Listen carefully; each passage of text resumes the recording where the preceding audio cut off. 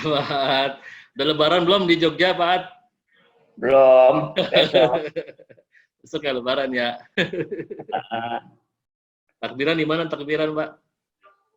takbiran mah di rumah aja, paling di masjid lah. Ada ya? Eh, Sholat kalau Id? di sini sih biasa ya kayak sholat jamaah, Jumat segala macam sih ya biasa. Oh, iya, iya. Ini kita nggak ada sholat Id di komplek. Ini Ah, masing-masing. Takbiran juga belum tahu ini. Baik, Pak. Ini sebentar lagi kita mulai, Pak, ya. Sebentar lagi ya. oke. Ini baru 18 orang sih yang masuk yang bergabung. Hmm. Eh, Bapak kita mulai aja ya. Kita buka bersama membaca basmalah. Bismillahirrahmanirrahim. Bismillahirrahmanirrahim. Ya, Bapak Ibu, alhamdulillah di hari terakhir Ramadan, insya Allah kita bisa bertemu di aplikasi Zoom ini. Mudah-mudahan dalam keadaan sehat, walafiat. Mudah-mudahan Allah SWT mengampuni semua dosa-dosa kita dan menjadikan kita sebagai pemenang di bulan Ramadan ini. Mudah-mudahan Allah menerima semua amal ibadah kita, baik sholat, saum, sedekah, tilawah, dan semuanya, dan menjadikannya sebagai Ramadan terbaik kita, insya Allah. Amin ya rabbal alamin. Kita jumpa lagi di sesi terakhir dari rangkaian bersama Pak Adrian Rusmi pada yang hari ini. Mudah-mudahan apa yang kita bahas senantiasa bermanfaat buat semuanya, menjadi keberkahan buat kita, bukan cuma dari segi pengetahuan saja, tapi juga bisa kita terapkan dalam kehidupan sehari-hari.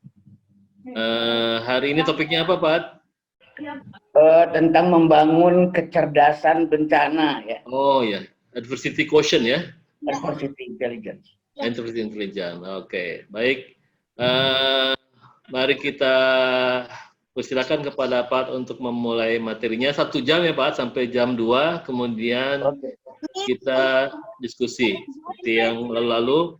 Nanti Bapak Ibu yang punya pertanyaan silahkan ketik di chat, atau kalau mau langsung secara lisan bisa raise hand.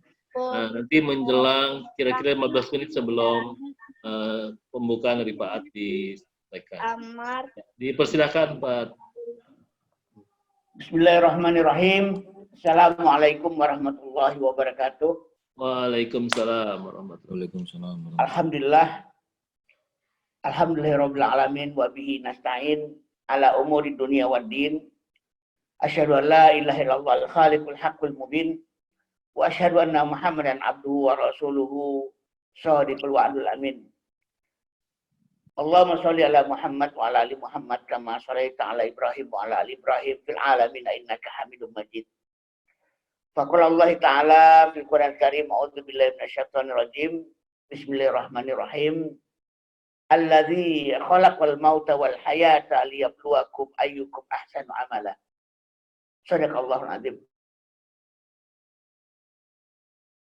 Alhamdulillah, ayah bunda sekalian, kita sudah memasuki hari yang terakhir dari hari yang indah di bulan Ramadan ini. Semoga puasa kita selama sebulan ini Allah ridho. Lalu Allah ganjar dengan ketakwaan dan surga. Dan alhamdulillah, kalau selama ini barangkali saat-saat terakhir Ramadan ini kita masih disibukkan dengan mulai dari mudik, ya, bikin kue barangkali, masak barangkali gitu ya. Tapi bahkan sekarang kita masih punya kesempatan untuk kajian, untuk sebuah taklim, ya. Walaupun sudah di hari yang terakhir. Dan ini sesuatu yang luar biasa. Ayo bunda sekalian, sesi yang terakhir dari skop online kita ini membahas tentang mendidik anak-anak yang memiliki adversity intelligence, ya. Sebuah kecerdasan di dalam menghadapi kesulitan, musibah, bencana, gitu ya. Dan ini sangat penting untuk kita bahas, karena peristiwa COVID-19 ini cukup menjadi pelajaran kepada kita kalau kita tidak siap menghadapi fenomena-fenomena bencana ini. Terasa betapa banyaknya di antara kita yang panik, menjadi tidak rileks, menjadi bingung, gitu ya. Bahkan ketika ada wacana pemerintah ingin membuka kembali sekolah, banyak bahkan di antara orang tua ya malah, apa udah saatnya? Kalau nanti anakku kena gimana? Dan sebagainya. Ketidaksiapan kita menghadapi bencana ini mengingatkan saya dengan peristiwa gempa besar di Sumatera Barat, kalau nggak salah tahun 2006 ya, atau 2008 saya lupa. Gempanya 1 menit, tapi ekonomi berhenti 1 minggu. Ya. Toko tutup 1 minggu. Kedai, warung semua tutup 1 minggu. Gempanya cuma 1 menit. Kepanikan itu kemudian menimbulkan isu ya, tentang adanya gempa susulan. Kalau sekedar isu gempa susulan sih masih mending. Ini bahkan ada lagi cerita gempa susulan itu magnitudonya lebih gede gitu ya. Sama kayak sekarang kali ya. Sekarang sudah mulai ada isu-isu the second wave. Ini baru gelombang kecil nih. Bagaimana dengan gelombang besar? Seperti pandemi Spanyol tahun 1918 yang sampai membunuh 50 juta orang. Nah, mulai ya. Lalu sampai kapan? Saatnya bagi kita untuk membangun manusia-manusia tangguh, anak-anak yang tangguh sepeninggal kita. Bukan anak-anak yang lemah. Ya. Ini PR bagi kita ke depan. Karena apalagi kalau kita menyadari satu hal bahwa kita hidup di negeri bencana. Di lempeng bencana. Punya banyak masalah geologis. Gempa bumi. Gunung meletus, banjir, tsunami, tanah longsor, terlalu banyak. Persoalannya adalah bagaimana kita mendidik anak-anak kita ini memiliki adversity intelligence. Sebuah gagasan yang pertama kali disampaikan oleh Paul G. Stoll. Ya.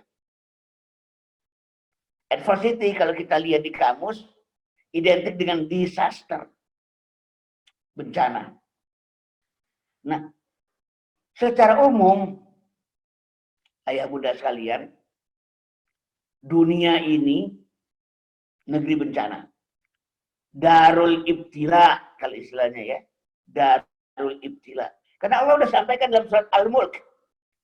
Alladzi khalaqal mauta wal hayata liyabluwakum ayyukum ahsanu amala. Dialah Allah yang telah menciptakan mati dan hidup untuk menguji kita siapa di antara kita yang terbaik amalnya. Liyabluwakum, karena memang ibtila hidup ini. Negeri dunia ini negeri bencana. Negeri musibah. Darul jihad, negeri jihad. Sebentar lagi barangkali pandemi COVID-19 selesai. Dan tak lama kemudian akan ada bencana yang baru. Musibah yang baru. Wabah yang baru. Bala yang baru. Ya memang seperti ini kehidupan itu tidak akan pernah berhenti. Sehingga ketika kepada saya ditanya tentang the new normal, ya saya mengatakan sekarang pun normal. Bencana itu sebenarnya normal. Wabah itu normal. Segalanya harus disikapi secara normal. Jangan shock. Sekali lagi, Allazi khalaqal mauta wal hayata liyabluwakum ayyukum ahsanu amala. Dia yang menciptakan mati dan hidup untuk menguji kita siapa yang terbaik amalnya. Ayah bunda sekalian, maka pada kesempatan kali ini mari kita membahas beberapa poin. Bagaimana mendidik anak-anak yang memiliki adversity intelligence yang bagus. Yang pertama, memahami bagaimana Islam memandang bencana. Ya. Pertama, setiap kali berhadapan dengan musibah apapun, kita diminta satu prinsip. Inna lillahi wa inna ilaihi raji'un. Alladzina idza asabatuhum musibah qalu inna lillahi wa inna ilaihi raji'un. Yaitu orang-orang yang apabila dia terkena musibah, dia berkata, semuanya dari Allah dan akan kembali kepada Allah. Termasuk COVID-19 ini dari Allah, percayalah, dia nggak lama. Dia hanya bergulir begitu saja. Dia akan kembali lagi kepada Allah. Kita suka lupa dengan prinsip inna lillahi wa inna ilaihi raji'un. Semua dari Allah dan akan kembali kepada Allah. Sesuatu yang datang akan pergi. Dulu nggak ada virus corona. Tiba-tiba dia datang dari Wuhan. Dan dia akan kembali kepada Allah. Mintalah kepada Allah agar segera Allah memulangkannya. Mungkin bukan memulangkannya sebagai virus, tapi memulangkannya sebagai wabah. Virus ini barangkali akan tetap ada.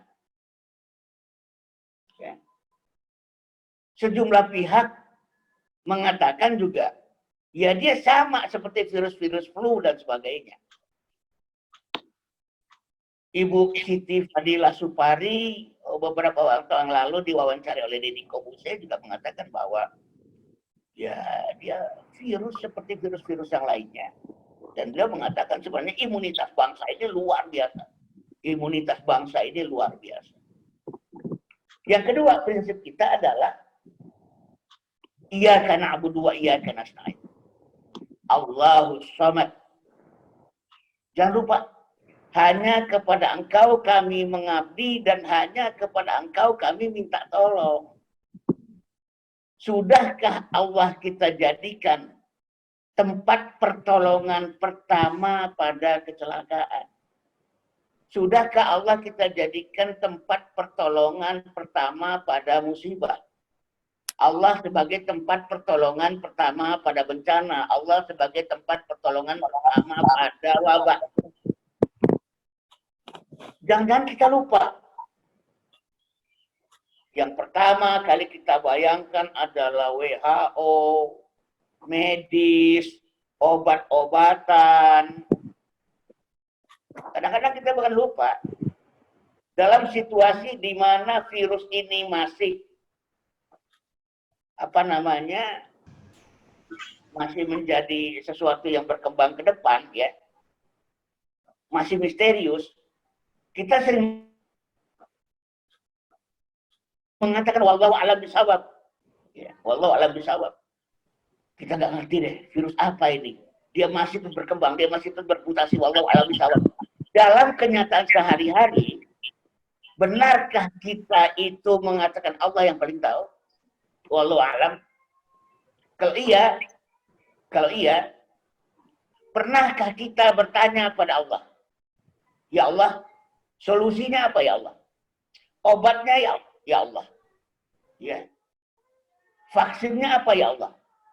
Berikan kami formula ya Allah. Ya. Nah, begitu. Mungkin kita lupa. Padahal kita selalu berkata, wallahu a'lam bishawab. Tapi dalam kenyataannya enggak tuh. Kita mengatakan Allahus Samad. Allah tempat manusia bergantung. Ya. Allah tempat manusia bergantung. Tapi boleh jadi kita lupa. Kemudian prinsip yang harus kita pegang adalah bahwa Allah tidak pernah membebani manusia melebihi kesanggupannya. La yukallifullahu nafsan illa wus'aha. Allah tidak membebani satu jiwa kecuali sesuai dengan kadar kesanggupannya. Gak pernah Allah memberikan wabah, musibah, bencana, apapun itu termasuk COVID-19 kecuali sesuai dengan kesanggupan manusia. Sehingga dijanjikan oleh Rasulullah, likulli da'in dawaun. Bersama penyakit selalu ada obat. Bahkan obat dan penyakit itu berasal dari pohon yang sama itu. Boleh jadi penyakit itu sekaligus membawa obatnya. Atau bahkan sebelum penyakit datang, obat sebenarnya sudah ada. Tinggal kita belum mencari saja. Ini prinsip-prinsip ketauhidan. Diajarkan kepada kita, fa inna ma'al usri yusra, inna ma'al usri yusra. Maka sesungguhnya bersama kesulitan ada kemudahan. Dan bersama kesulitan ada kemudahan.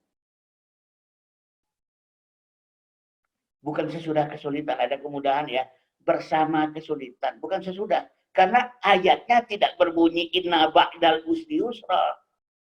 Ayatnya berbunyi inna ma'al usri yusra. Bersama kesulitan ada kemudahan. Bahkan ayat ini menarik. Usrinya pakai alif lam, yusronya nggak pakai alif lam. Kesulitan itu definite dibatasi oleh Allah. Kesulitan itu dibatasi oleh Allah. Tetapi kemudahan tak dibatasi, indefinite. Sampai-sampai ulama menafsirkan ayat ini, sesungguhnya bersama setiap kesulitan minimal terdapat dua kemudahan. Minimal terdapat dua kemudahan. Tinggal bagaimana kita menggali, bertanya, mencari. Solusinya sudah ada. Prinsip yang juga harus kita pegang adalah istighfar. Sekarang banyak sekali pakar-pakar, dokter-dokter yang mengatakan kata kuncinya adalah imunitas, imunitas, imunitas, imunitas. Ini kata kunci. Beberapa waktu yang lalu saya juga membaca tulisan dari sejumlah dokter dari Jerman, imunitas. Ada mantan rektor dari ITS mengatakan juga imunitas. Dan salah satu supplementary immunity ada istighfar. Allah berfirman, ya ayyuhalladzina amanu astaghfiru rabbakum tsumma tubu ilaihi yursili alaikum samaa'a mirara wa yazidkum quwwatan ila quwwatikum. Wahai orang yang beriman, istighfarlah pada Tuhanmu dan bertaubatlah padanya. Niscaya dia akan menurunkan karunia yang lebat, yang banyak dari langit dan menambah kekuatan di atas kekuatanmu. Wa yazidkum quwwatan ila quwwatikum. Menambah kekuatan fisik. Ya. Saya mengatakan supplementary immunity. Seorang guru saya dulu mengajarkan saya bahwa dia itu kalau setiap kali badannya letih, kecapean, dia istighfar seperti istighfarnya Nabi Yunus di dalam perut ikan hiu. La ilaha illa anta subhanaka inni kuntu minadh dhalimin. Ini ajaran-ajaran tauhid di dalam menghadapi bencana, dalam menghadapi musibah. Kita sering mengatakan wallahu a'lam bishawab karena ini masih sangat misterius. Bahkan WHO pun berubah-ubah sikap tentang hal ini. Tapi kita sendiri kurang sebenarnya attachment dengan Allah di dalam menghadapi masalah ini. Nah, kemudian juga diingatkan, menghadapi musibah itu gimana? Sabar. Tapi apa sabar itu?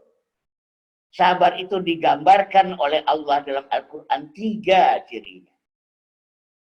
Fama wahanu lima asobatum fi sabilillah wa ma dha'ufu wa mastakanu wallahu yuhibbus sabirin. Mereka tidak lemah mental atas apa-apa yang mereka derita di jalan Allah. Mereka tidak lemah fisik dan mereka tidak lemah aktivitas. Satu ya, justru yang diminta tidak lemah mental. Fama wahanu. Dalam satu hadis, wahan itu adalah cinta dunia, takut mati. Ini ya Allah, ya bunda sekalian. Kita begitu ketakutannya dengan kematian, Sehingga kita menyikapi virus yang satu ini dalam banyak kasus itu agak lebay barangkali ya. Wahan.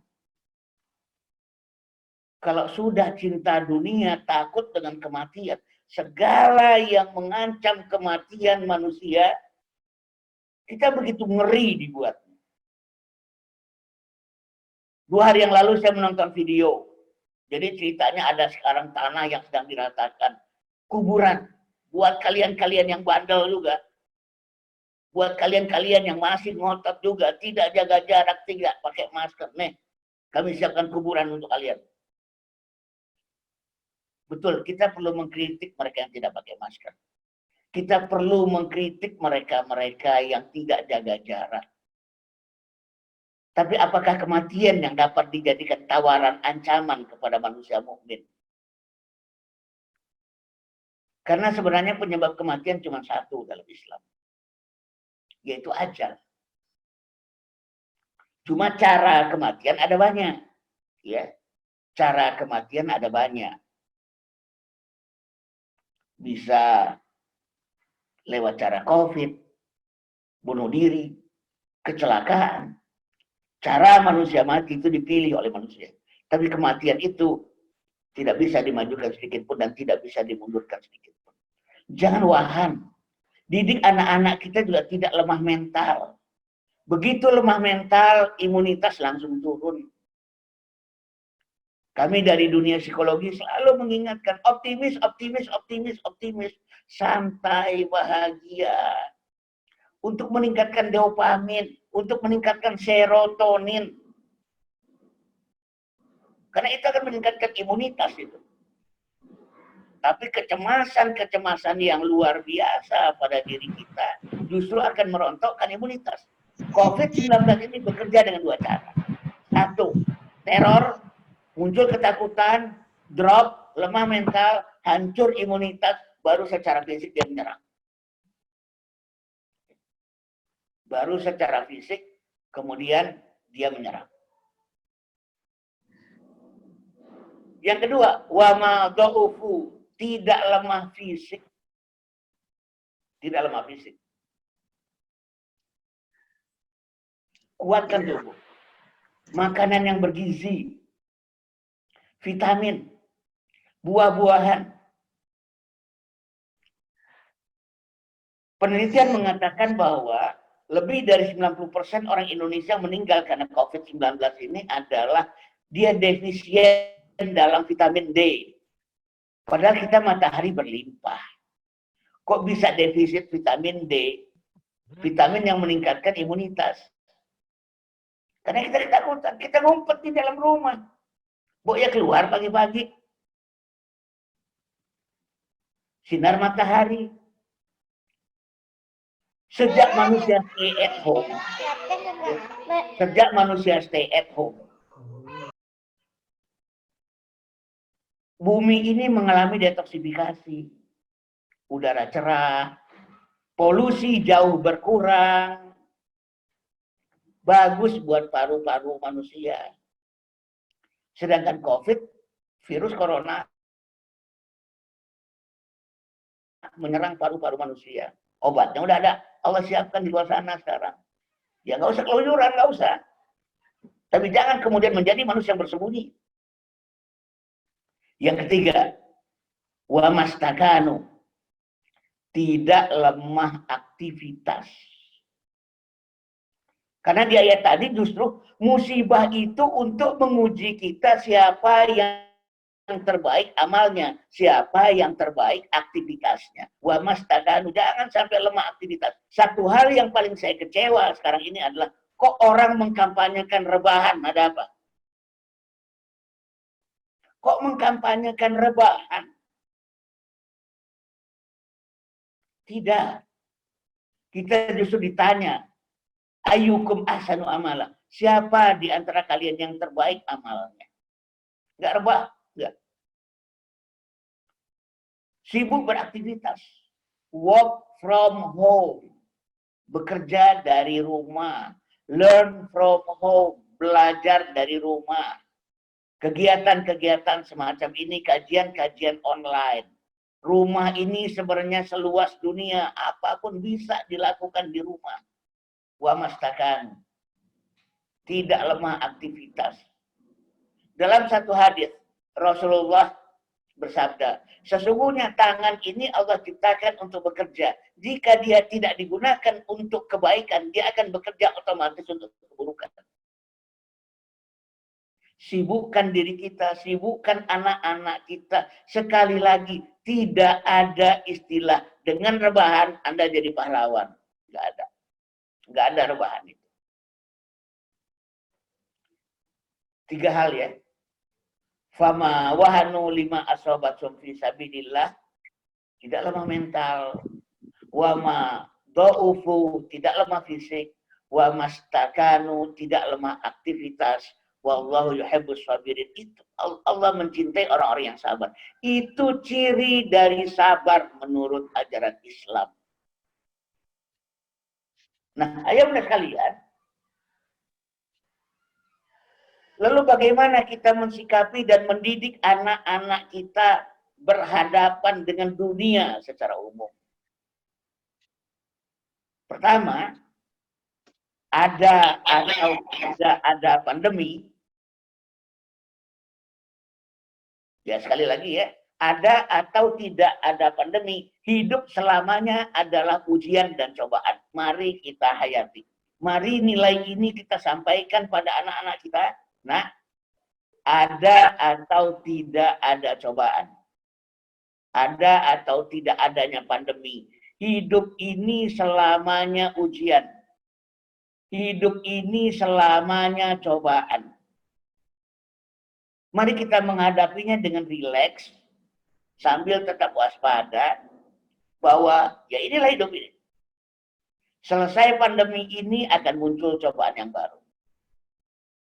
Selesai ini muncul lagi cobaan yang baru. Selesai ini akan ada lagi musibah yang baru. Ada banyak. Wallahu a'lam bishawab.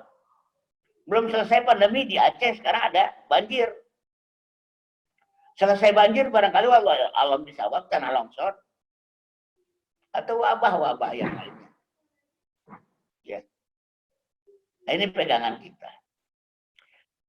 Kemudian, ya, pemenangnya adalah ahsan amala, yang amalnya terbaik. Ya. Berikutnya, ya, kita diminta oleh Rasulullah, oleh para sahabat, dalam menjalani hidup ini berusaha berpikir senormal mungkin.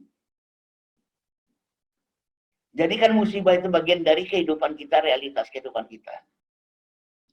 Sampai para sahabat mengatakan, ya, ya'mal li dunyaka ka'annaka ta'ishu abada wa'mal li akhiratika ka'annaka tamutu ghadan. Ada mengatakan hadis Rasulullah, tapi kalau saya cek ini adalah pernyataan para sahabat. Beramalah kalian untuk dunia kalian bagaikan kalian akan hidup selama-lamanya. Dan beramalah untuk akhirat kalian bagaikan kalian mati besok. Jangankan wabah, jangankan musibah, jangankan bencana. Kata sahabat, andai besok kiamat, benih yang ada di tanganku tetap akan aku tanam juga. Begitu mencoba normalnya, senormal mungkin menghadapi musibah, menghadapi bencana. Nggak kagetan, nggak gumunan. Yang saya bilang tadi, gempa 1 menit, liburnya 1 minggu, toko tutup 1 minggu. Kadang-kadang kita terlalu lebay melihat permasalahan. Saat saya mau pindah ke Jogja, ada teman mengatakan, kamu tinggal di mana? Saya bilang, Palagan Tentara Pelajar kilometer 9. Di situ bukannya rentan bencana letusan Gunung Merapi. Kok itu yang ditakutkan? Saya jadi ingat omongan Dr. Surono, mantan ketua PVMBG. Dia mengatakan, belum tentu Merapi meletus 10 tahun sekali. Sementara dia memberikan manfaat setiap hari. Itu kata Dr. Surono dulu ya. Belum tentu Merapi meletus 10 tahun sekali. Sementara manfaatnya bisa kita ambil setiap hari. Tetapi yang dibayangkan orang adalah, kok tinggal di situ sih? Ya, kok tinggal di situ sih? Kan itu rentan dengan letusan Gunung Merapi, erupsi. Mari kita melihat hidup ini dalam perspektif senormal mungkin. Sampai Rasulullah dan para sahabat mengatakan, andai kami tahu besok kiamat, benih yang ada di tangan ini tetap akan aku tanam juga. Begitu cara kita menghadapi musibah hidup ini, bencana hidup ini, realita hidup ini. Ayah bunda sekalian, yuk, anak-anak kita lebih bagus daripada kita dalam memperspektif hidup. Ajarkan pada mereka, memang ada wabah, memang ada musibah, ada bencana. Tapi sebenarnya Allah telah jinakkan kehidupan ini untuk kita, nak. Alam taro anna Allaha sakhkhara lakum ma fis samawati wa ma fil ardh. Tidakkah kalian perhatikan bagaimana Allah telah menundukkan untuk kalian apa-apa yang ada di langit dan apa-apa yang ada di bumi. Ditundukkan untuk kita. Di ayat lain Allah mengatakan innallaha khalaqalakum ma fil ardi jami'a. Sesungguhnya Allah itu telah menciptakan untuk kalian apa-apa yang ada di bumi ini. Semuanya yang ada di bumi ini Allah ciptakan untuk manusia. Walaupun manusia ini ada di bumi belakangan. Tapi sebenarnya apa yang Allah ciptakan di bumi ini untuk manusia, termasuk virus, termasuk musibah, bencana.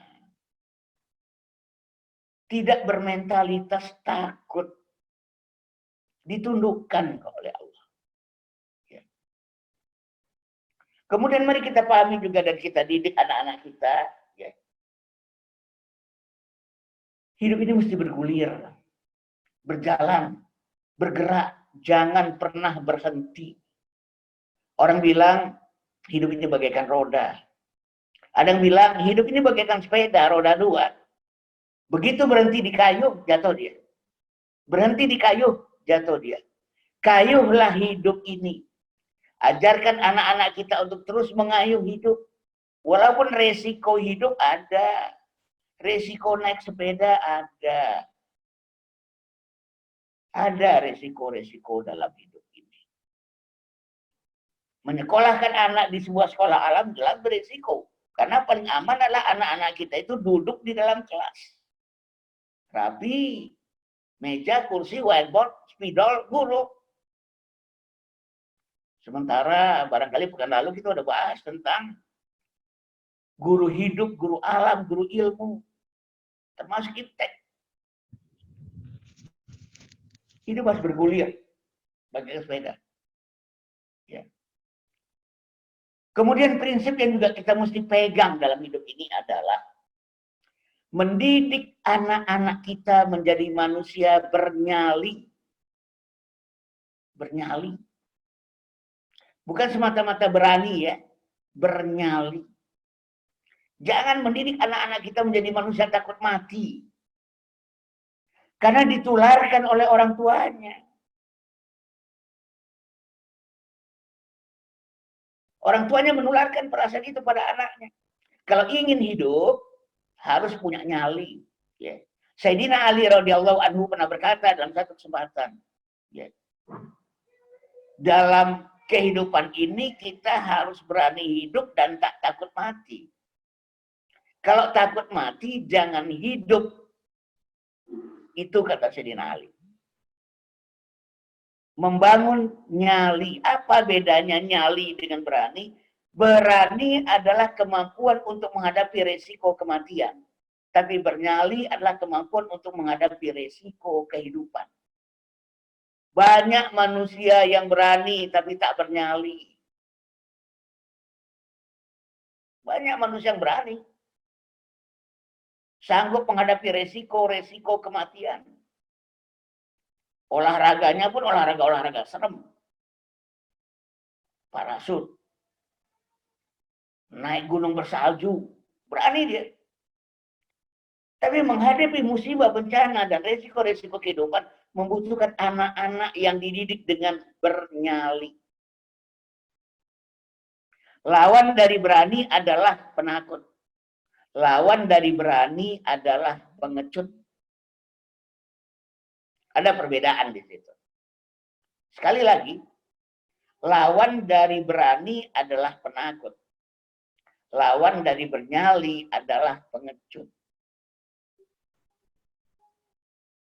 Jangan kita kecut menghadapi masalah ini. Siapkan anak-anak kita yang ke depan mampu melihat hal ini sebagai ya biasa-biasa saja. Realitas dunia memang seperti ini. Ayah bunda sekalian, kalau ada di antara kita barangkali, ya, kalau ada di antara kita barangkali yang pernah mimpi melihat setan di siang bolong, mimpi melihat hantu, mimpi melihat sesuatu yang benar-benar horor gitu ya. Kita akan tahu saat itu hati kita, jantung kita seperti berhenti. Otak seperti berhenti berpikir, mata melotot, mulut menganga, kaki mau lari nggak bisa lari, tangan mau berbuat, semuanya kaku. Manusia yang dipenuhi dengan ketakutan dalam hidupnya menghadapi problematika hidup ekstrimnya kayak begitulah. Semua organ tubuhnya mati. Seperti melihat setan di siang bolong. Jantung seperti berhenti berdetak, otak seperti berhenti bekerja, mata seperti melotot, mulut menganga, kaki nggak bisa digerakkan, mau kabur, mulut mau teriak setan gitu ya, nggak bisa. Ini akibat kalau kita dipenuhi dengan ketakutan dan kengerian, akhirnya solusi nggak ketemu, kreativitas nggak terbangun, ide-ide, formula nggak muncul. Kenapa? Semuanya kaku, semuanya beku, penuh dengan ketakutan. Padahal kita butuh solusi, kita butuh resep, kita butuh formula, kita butuh obat, kita butuh ilham dan hidayah dari Allah agar masalah ini segera selesai. Kita nggak bisa lagi. Yang ada adalah sebuah kengerian, sebuah ketakutan. Ini kalau kita dihantui, ya. Jangan sampai kemudian kita itu dihantui oleh perasaan-perasaan takut yang berlebihan. Harus punya adversity. Ya. Ayah bunda sekalian, kita harus terus hidup, kita harus terus bergerak. Karena ketika kita diam, ketika kita tidak bergerak, dan ketika kita tidur, apapun yang akan kita produksi itu bau dan busuk. Manusia dalam hidupnya, dalam terjaganya, dia punya kelenjar air mata. Tapi kelenjar air mata yang keluar saat kita tidur itu nggak enak, namanya belek, bau. Ya. Kemudian dalam keseharian juga kita punya kelenjar air liur. Tapi air liur yang keluar saat kita tidur itu bau, namanya iler. Dalam keseharian kita juga punya keringat dalam hidup ini ketika kita bangun. Tapi keringat yang keluar ketika kita tidur bau. Apapun yang diproduksi manusia yang tertidur, yang terdiam, yang tak bergerak, tak produktif, tak kontributif, tak memberikan manfaat. Kita tidak ingin anak-anak kita menjadi manusia-manusia yang semacam itu. Ayah bunda sekalian, ya. Maka dibutuhkan manusia-manusia yang berjiwa entrepreneur. Anak-anak yang berjiwa entrepreneur.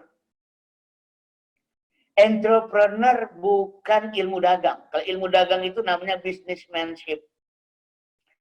Kalau entrepreneurship itu adalah ilmu hidup, ilmu bertahan hidup, ilmu mensiasati hidup, ilmu dalam menghadapi tekanan, godaan, dan cobaan hidup, agar manusia bisa menjalani dan melewatinya untuk menggapai kesuksesan hidup. Itulah yang disebut dengan entrepreneurship. Manusia dengan adversity intelligence yang luar biasa adalah manusia-manusia yang punya entrepreneurship, seni menghadapi hidup, seni menyiasati hidup, seni menyiasati kesulitan dan bencana. Kalau nggak repot. Ayah bunda sekalian, saya membayangkan diri saya ketika awal COVID-19. Orang yang hidupnya berbicara dari tempat orang berkumpul ke tempat orang yang berkumpul lain, ngisi training, seminar, ceramah, outbound. Tiba-tiba begitu wabah ini mulai berjangkit, semua habis. Bukan berkurang, habis. Sementara hidup harus berjalan terus. Anak istri harus diberi makan. Di sini dibutuhkan bukan sekedar businessmanship, tapi entrepreneurship, ilmu hidup. Baik, kita lanjutkan. Maka tadi saya katakan, yuk kita didik anak-anak kita memiliki adversity intelligence. Kecerdasan adversity. Ya. Kecerdasan dalam menghadapi kesulitan, tekanan, bencana, musibah. Termasuk wabah. Ini satu istilah yang dikembangkan oleh Paul G. Stoll. Ya. Dalam sebuah bukunya, adversity quotient. Ya. Cuman kalau dalam dunia psikologi, yang lebih tepat bukan adversity quotient, ya, adversity intelligence. Karena quotient itu kaitannya dengan satuan. Sama kayak IQ, IQ-nya 120. Ya. Intelligence quotient. Dia berupa angka. Maka istilah yang benar adalah adversity intelligence. Kecerdasan dalam menghadapi disaster, bencana, musibah. Stoll dalam buku tersebut menyatakan bahwa inti dari adversity intelligence itu ada 3. Ya. Intinya ada 3. Pertama, ketangguhan, daya juang, dan pemulihan diri. 3 hal ini yang perlu kita didik pada anak-anak kita. Tangguh, berdaya juang, dan cepat memulihkan diri ketika berhadapan dengan masalah, bencana, problem, dan sebagainya. Ini yang mesti dididik. Bukan kemudian memproteksi sampai kapan. Di sebuah sekolah alam ditetapkan oleh pimpinannya, siswa kelas 4 SD tidak boleh diantar lagi ke sekolah. Pada hari-hari awal boleh diantar, tapi 1 kilometer dari sekolah, radio 1 kilometer, harus dilepas. Langsung beberapa orang tua memindahkan anaknya ke sekolah lain. Sedih kalau pikir-pikir. Ya memang kalau kita urusannya adalah, nanti kalau diculik gimana? Nanti kalau kecelakaan gimana? Pas nyebrang ditabrak gimana? Kalau itu yang kita pikirkan, akhirnya anak kita nggak pernah tangguh. Padahal hidup ini makin berat, hidup makin keras, tidak makin ringan. Daripada proteksi itu kita lakukan, lebih baik kita ajarkan anak kita 3 hal. Pertama, survival. Ketika kita tinggal di kota, ya city survival. Bagaimana survive di kota besar? Nggak sampai nyasar. Ya. Nah gitu. Yang kedua, bela diri. Yang ketiga, ajarkan doa. Bismillahirrahmanirrahim. La haula wa la quwata illa billah. Ajarkan 3 daripada diproteksi. Sampai kapan? Sekali lagi, seharusnya sejak anak kita berusia 10 tahun sudah bisa dilepas. Karena adversity intelligence yang pertama bicara tentang manusia tangguh. Yang nggak mudah putus asa. Berdaya juang tinggi. Jadi pertama tangguh dulu. Ulet. Kokoh. Hidup makin berat. Tak makin ringan hidup ini. Yang kedua, adversity intelligence itu adalah berdaya juang. Tak mudah menyerah. Berdaya tarung.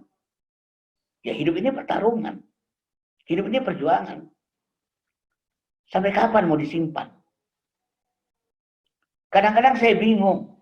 Terlalu banyak orang tua yang dulu hidupnya susah, lalu dia berjuang, lalu dia sukses, lalu dia berkata pada anaknya, cukuplah kami yang menderita. Ada apa ini? Dia sendiri dulu susah, berjuang, sukses. Karena memang rumus hidup seperti itu. Susah, berjuang, lalu sukses. Sampai kapanpun rumus sukses sama loh. Tapi anehnya bahkan dia berkata pada anak-anaknya, nak, cukuplah ayah yang menderita.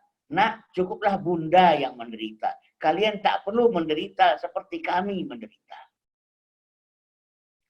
Seperti ada dendam-dendam dengan penderitaan masa lalu.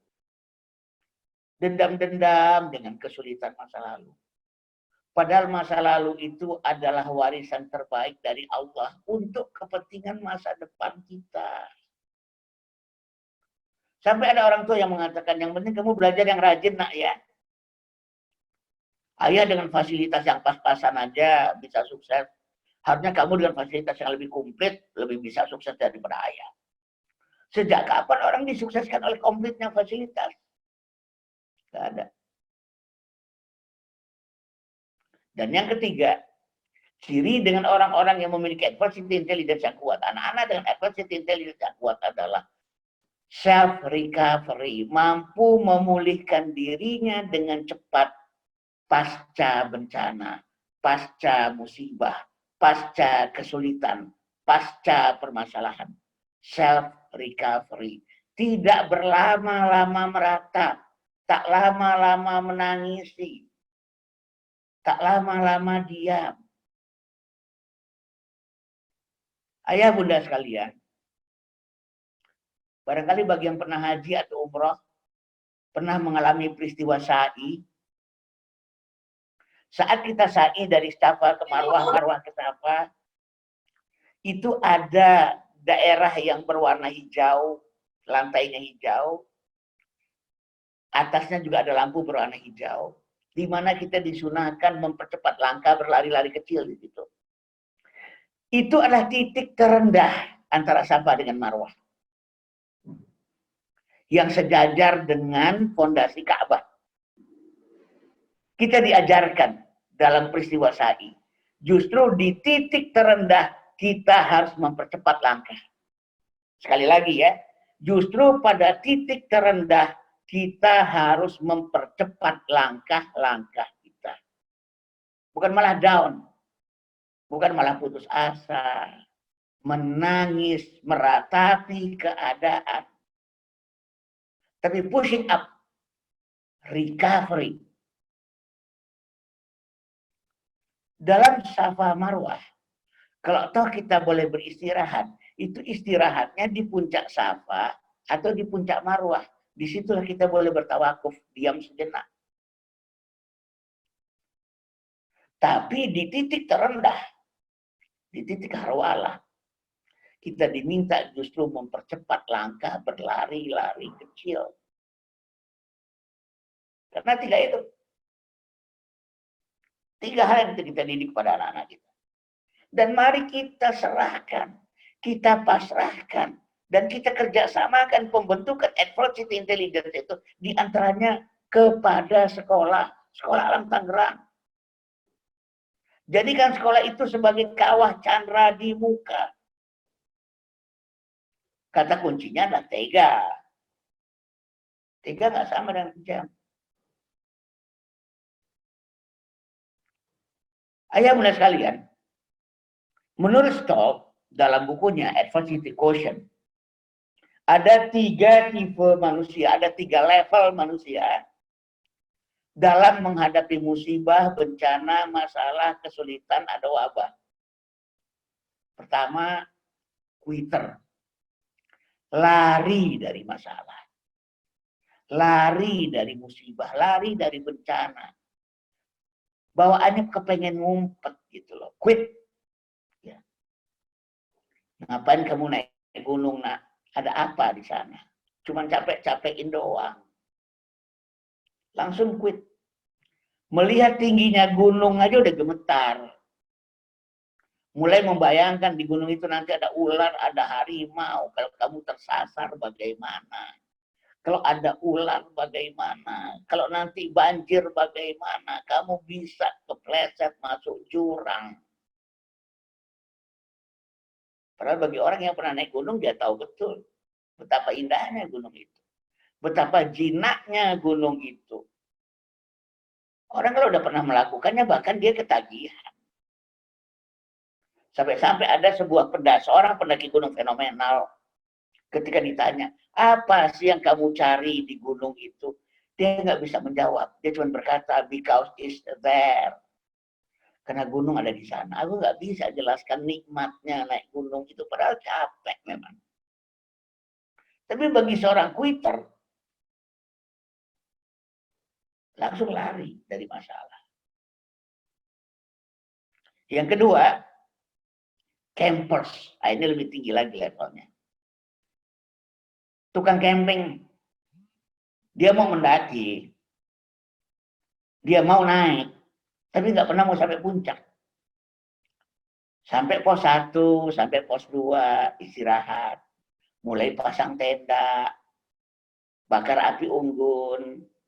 Kambing guling. Selesai. Mediocre. Berhenti di tengah. Nggak sampai puncak tujuannya. Karena dia merasa lumayan sudah kan. Sudah sampai pos 2. Senang dengan comfort zone. Senang dengan zona-zona nyaman dalam hidupnya itu. Ya. Asiklah camping. Ya. Nyalakan api unggun. Main gitar. Sambil menunggu singkong dibakar. Atau bahkan kalau perlu kambing guling gitu loh. Selalu beranggapan mendingan. Ya memang kalau dibandingkan quitters, campers ini memang mendingan sekali. Dia udah sampai pos 1. Dia udah sampai pos 2. Salah satu godaan bagi yang pernah naik gunung adalah ketika dia ada di tengah-tengah perjalanan. Di mana mau naik masih jauh, mau turun ternyata sudah jauh langkah dilakukan. Kalau sudah begitu dilakukan, pasang tenda. Padahal nanggung, seandainya kita sampai di puncak, ya Allah, betapa indahnya. Capek pun hilang. Lupa. Terakhir saya naik gunung di umur 46 tahun. Gunung Lawu. Ya. Luar biasa. Walaupun meletih, tidak sama lagi dengan yang muda. Yang muda 6 jam sudah sampai. Saya 10 jam baru sampai. Tapi begitu sampai di puncak. Indah. Dan level yang tertinggi dalam adversity intelligence adalah yang disebut sebagai climbers. Para pendaki. Orang yang selalu ingin sampai di puncak. Orang yang selalu sampai di ujung. Orang yang selalu ingin menuntaskan perjuangan. Kepuasan itu ketika apa yang ingin dituju itu tuntas. Gak nanggung. Tidak tertarik dengan isu-isu comfort zone. Zona nyaman. Comfort zone kita di surga sebenarnya. Itulah tempat kenyamanan kita. Di dunia ini kita berjihad sebenarnya. Kita berjuang. Kita lanjut, ayah bunda sekalian. Ya. Maka oleh karena itu, mari kita didik anak-anak kita dengan adversity intelligence. Menjadi manusia yang together with disaster. Menjadi manusia yang hidup bersama bencana. Karena sampai kapanpun, manusia akan berganti-ganti menghadapi bencana itu. Ya. Together with disaster. Didik anak-anak kita seperti itu. Bukan terus dilindungi. Karena kalau kita bicara tentang perlindungan anak, perlindungan tidak selalu bermakna protection. Perlindungan bisa bermakna support. Perlindungan bisa bermakna covering. Banyak makna-makna perlindungan itu. Bahkan kalau kita benar-benar ingin melindungi anak, persiapkan dia dari sekarang. Agar dia mampu melindungi dirinya sendiri. Sekali lagi ya, agar dia mampu melindungi dirinya sendiri. Itulah cara perlindungan atas anak yang terbaik. Mampu melindungi dirinya sendiri. Maka dengan itu, together with disaster. Saya menyingkatnya dengan twister. Twister. Together with disaster. Jangan terlalu banyak meratapi bencana. Kadang-kadang kita ini cengeng. Begitu ada bencana gempa bumi di Lombok, langsung belum apa-apa diturunkan. Oh pasti anak-anak itu trauma itu. Yuk kita kirimkan tim trauma healing. Saya katakan belum tentu juga trauma. Anak-anak mah boleh jadi happy-happy aja. Lagi pula. Sekali lagi pula. Ketahuan orang itu trauma atau tidak trauma paling cepat 2 bulan sesudah gempa. Empati boleh, tapi tidak dengan ketakutan-ketakutan yang berlebihan. Membuat manusia itu menjadi lebih cengeng dibuatnya. Ya. Tidak seperti itu. Apa yang perlu kita lakukan? Ya. Pertama, mencoba bersahabat dengannya. Intinya sih bersahabat dengan kehidupan lah. Bersahabat dengan kehidupan. Melihatnya tidak sebagai musuh. Karena bencana itu juga sesuatu yang Allah pergulirkan. Saya teringat diskusi dengan seorang petani di Pakem, Yogyakarta. Tahun 2014 katanya, kami menderita La Nina. Pertanian anjlok sampai tinggal 5%. 2016, ya 2015, La Nina, 2016 El Nino. Anjlok lagi pertaniannya sehingga tinggal 5%. Dan Asia mengalami kehancuran pertanian. Tapi Afrika justru dapat berkah. Pertanian di Afrika itu luar biasa. Panennya luar biasa. Sampai dalam pertemuan petani-petani sedunia katanya. Sampai petani Afrika ngeledekin. Kalau bisa La Nina, El Nino tahun depan itu Asia lagi deh. Karena memang ada kesetimbangan dalam hidup ini. Jika di sini musibah, pasti di sini berkah. Jika di sini musibah, pasti di sini berkah. Bagaimana membangun kolaborasi antara mereka yang menerima musibah dengan mereka yang mendapatkan berkahnya. Hidup selalu begitu. Itu together with disaster. Kita juga mesti sadar ya, bahwa bencana itu ulah perbuatan manusia. Zaharul fasadu fil barri wal bahri bima kasabat aydin nas. Telah nyata kerusakan di darat dan di laut ulah perbuatan manusia. Surat 30 ayat yang ke-41. Zaharul fasadu fil barri wal bahri bima kasabat aydin nas. Jadi sebenarnya kontrol bencana itu juga ada di tangan manusia, kontrol bencana itu. Untuk apa ada musibah? Kata Allah, agar manusia merasakan sebagian dari akibat perbuatannya, agar mereka tersadar. Masih di ayat yang sama ya. Surat 30 ayat ke-41 itu. Agar manusia tersadar. Jadi sebenarnya dengan demikian, adversity intelligence juga mencoba untuk mengajarkan pada anak-anak bahwa sebenarnya kontrol atas musibah ada di tangan manusia. Ini adalah akibat ulah perbuatan manusia, kata Allah. Sehingga Allah kembalikan akibat dari perbuatannya itu kepada dirinya. Itu juga sebagian. Ba'dalladzi ya'amilu. Sebagian dari perbuatan manusia, seandainya Allah balaskan semuanya, babak belur gitu, hanya sebagian. Suatu ketika, petani yang saya ajak ngobrol dari Pakem tadi, buah naganya kena hama ulat. Kena hama ulat. Ulat putih. Dia kemudian malah seperti orang gila ya, ngobrol sama ulat. Hai ulat, kamu ini kan hamba Allah yang diperintahkan untuk tunduk pada manusia, bermanfaat untuk manusia. Sekarang kamu kenapa merugikan aku? Apa salahku? Apakah gara-gara aku bertanam buah naga di sini kemudian konsumsimu jadi berkurang ya, makananmu jadi berkurang ya? Baiklah, kalau gitu gini aja.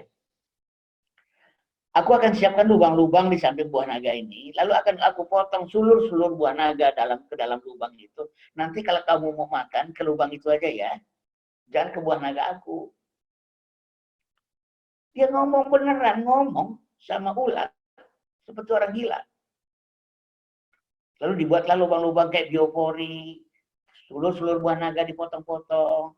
Lalu besoknya memang betul, ternyata ulat itu tidak lagi memakan buah naga itu, tetapi masuk ke dalam lubang biopori itu. Makan dari situ. Nggak mengganggu lagi. Ini yang disebut dengan mentalitas. Ya. Ini ulah perbuatan manusia. Hama juga ulah perbuatan manusia. Ternyata ulat putih itu makin lama makin gemuk gara-gara makanannya itu melimpah. Bicara lagi beliau kepada ulat itu. Ini petaninya namanya Pak Gun Sutopo ya, lulusan IPB. Istrinya juga lulusan IPB juga. Bu Eli namanya. Gemuk-gemuk itu kemudian ulat putihnya. Nah, dia bicara lagi pada ulat putih itu. Waduh, kamu sekarang tambah gemuk ya? Wah, aku bersalah padamu. Aku siapkan makananmu, tapi aku tidak siapkan predator untukmu. Jadi tidak seimbang. Baiklah, aku berjanji. Besok predatornya aku turunkan.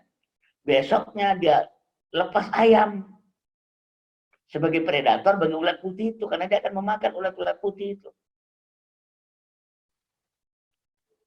Ketika ada kesadaran bahwa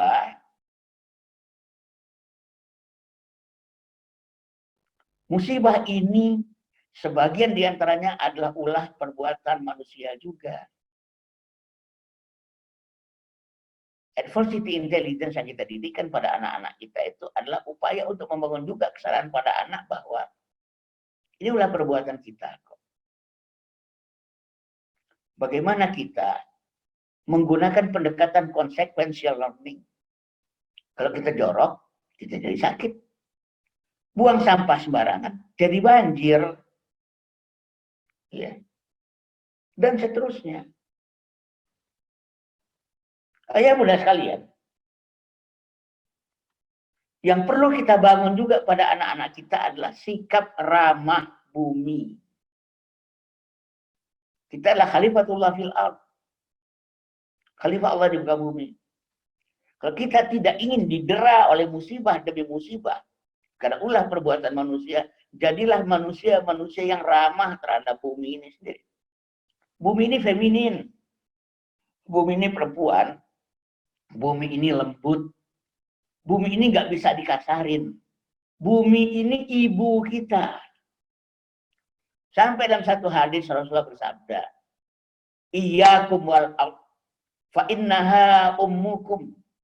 Aku titip bumi pada kalian. Sesungguhnya bumi ini ibu kalian. Fa innaha ummukum. Sesungguhnya bumi ini ibu kalian. Dia halus, lembut, feminin. Gak bisa dikasarin.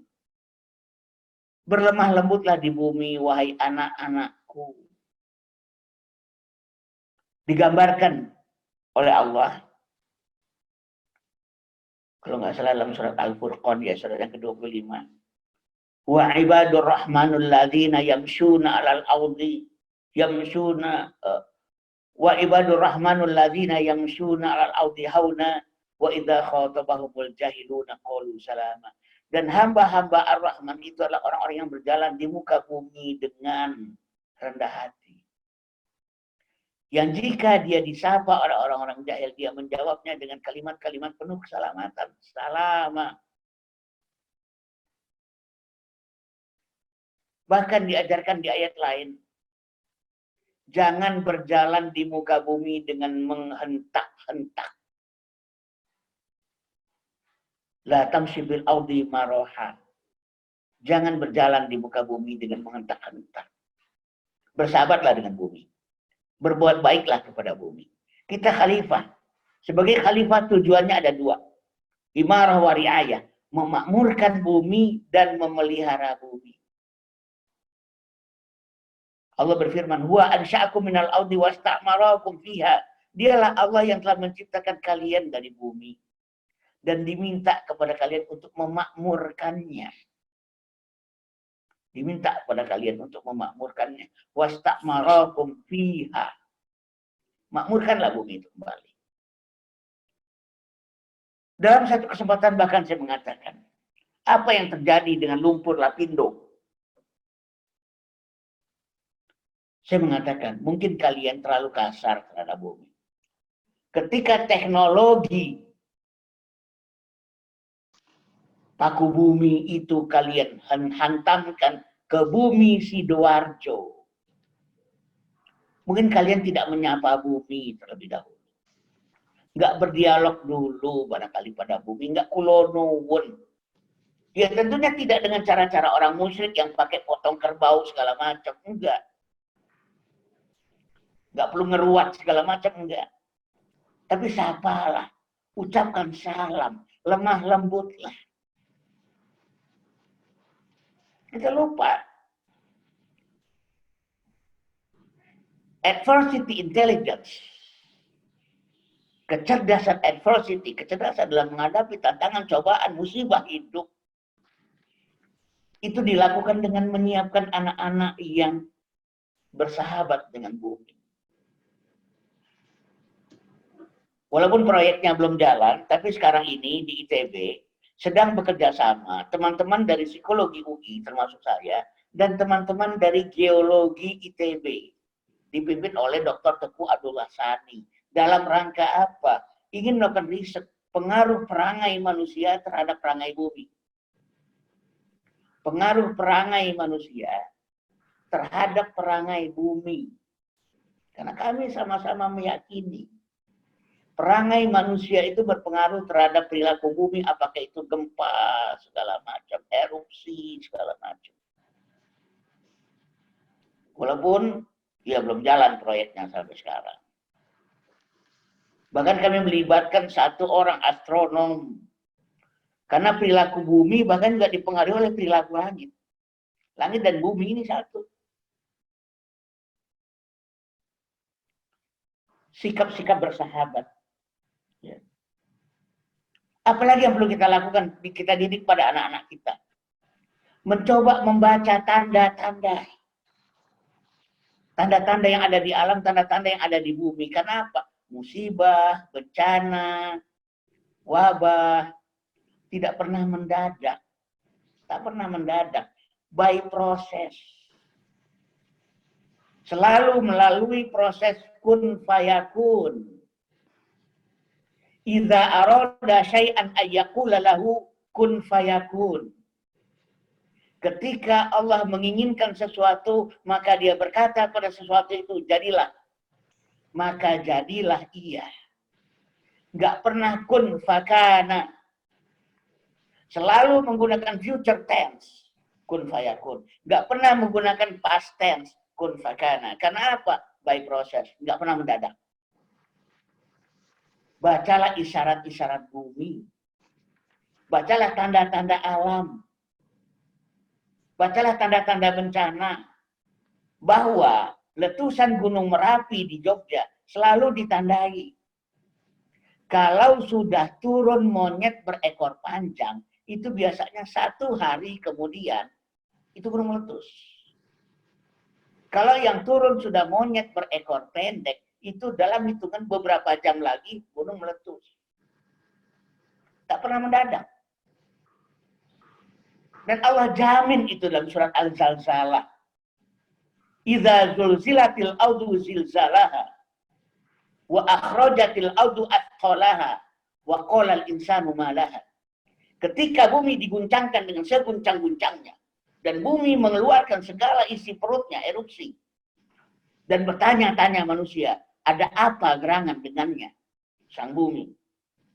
Digunakan kata ha karena dia muannats, perempuan, feminin. Apa kata Allah? Ketika manusia bertanya ada apa gerangan dengan sang bumi, yauma idzin tuhadditsu akhbaraha. Hari itu juga, hari saat manusia bertanya, bumi akan menjelaskan keadaannya pada kita. Yauma idzin, pada hari itu juga, tuhadditsu, akan bermuhadatsah, akan berdialog bumi itu. Akhbaraha, tentang kabarnya, tentang keadaannya, tentang kondisinya. Loh kok bisa bumi berdialog pada manusia? Ya, bi anna rabbaka auhalaha. Karena Allah telah mengajarkan, Tuhanmu telah mewahyukan kepada bumi bagaimana caranya bermuhadatsah dengan manusia. Bagaimana menjelaskannya kepada manusia. Manusianya sendiri yang tidak peka dengan bahasa bumi. Manusianya sendiri yang tidak sensitif dengan bahasa isyarat. Bahasa tanda-tanda. Karena bahasa bumi itu bahasa tanda. Bahasa alam itu bahasa tanda. Bahasa Quran itu bahasa tanda. Tanda itu disebut ayat. Ajarkan anak membaca tanda. Bukan disembunyikan di rumah. Ajak camping. Ajak naik gunung. Baca tanda. Bahwa ketika udara udah mulai sumuk, itu tanda sebentar lagi hujan.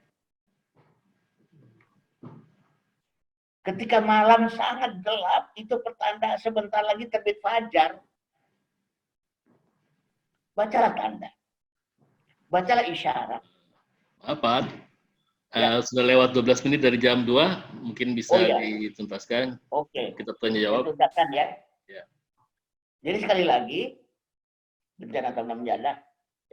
Kemudian, mari kita pahami juga, Allah tidak pernah berkeinginan buruk terhadap makhluknya. Setiap Allah bicara tentang irodahnya, tentang yuridullah, selalu ayat itu ditutupi dengan happy ending. Ditutupi dengan happy ending.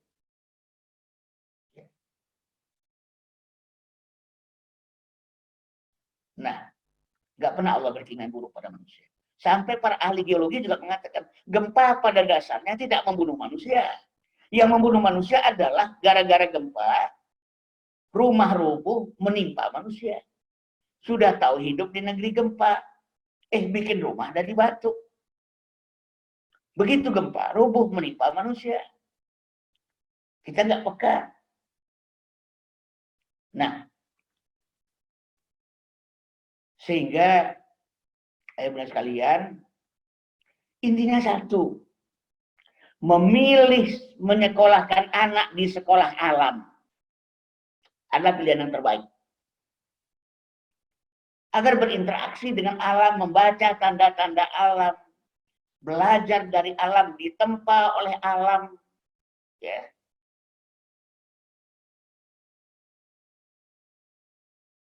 Oleh nature. Sekolah alam menamai alam, mendefinisikan alam dengan berbagai macam cara. Ada yang mengatakan alam adalah universe, misalnya SOU ya. Ada yang mengatakan alam itu adalah life, kehidupan, misalnya Jingga sekolah ya, life school, Jingga life school. Tapi sekolah alam Tangerang mengatakan alam adalah nature. Ya. Alam adalah nature. Mari, justru semakin peristiwa ini, wabah ini harus semakin meyakinkan kita bahwa sekolahkan anak kita di sekolah alam, di kehidupan, di kenyataan. Kata kuncinya sebenarnya bukan menyembunyikan anak, tetapi imunitas. Masker, jaga jarak. Baik, ayah-bunda sekalian, barangkali itu saja yang dapat saya sampaikan. Kita lanjutkan dengan diskusi dan dialog. Alhamdulillah, wassalamualaikum warahmatullahi wabarakatuh.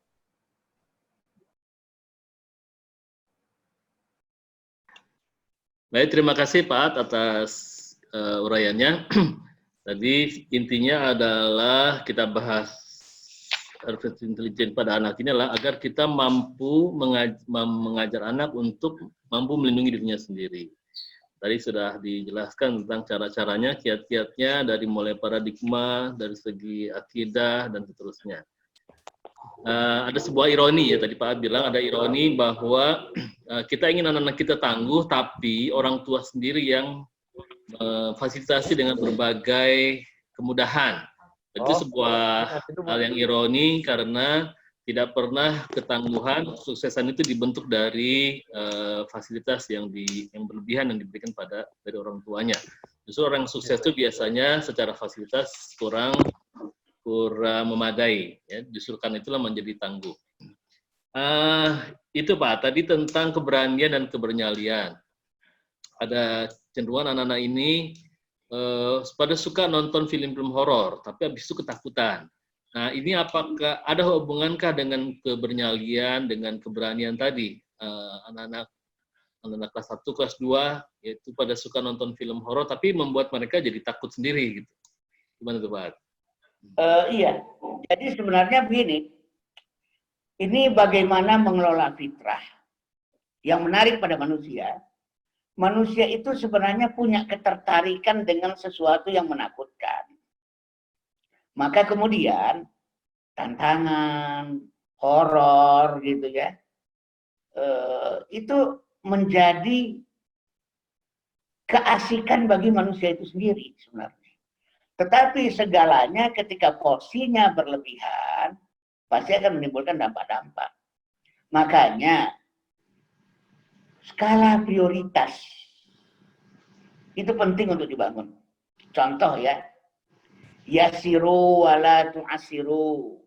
Permudah, jangan persukar. Basyiru wala tunafiru. Kasih kabar gembira, jangan bikin kabur. Dahulukan ar-roja, harapan, baru al-khawf, ketakutan. Ya.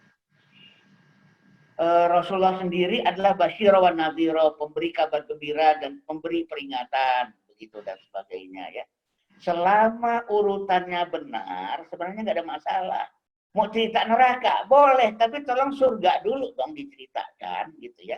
Kita suka membalik-balik agama. Misalnya gini, amar ma'ruf nahi munkar jangan pernah dirubah menjadi nahi munkar amar ma'ruf.